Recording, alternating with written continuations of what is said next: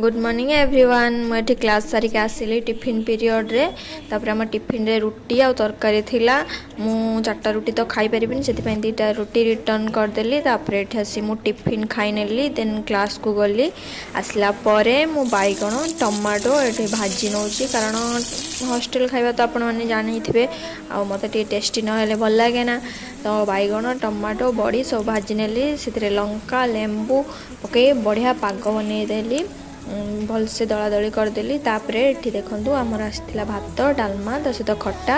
आ मु बनैथिली दला बनैथिली ताकू खाई नेली पूरा टेस्टी लागुला वर्षा भी होउतला तापर संध्या रे टिके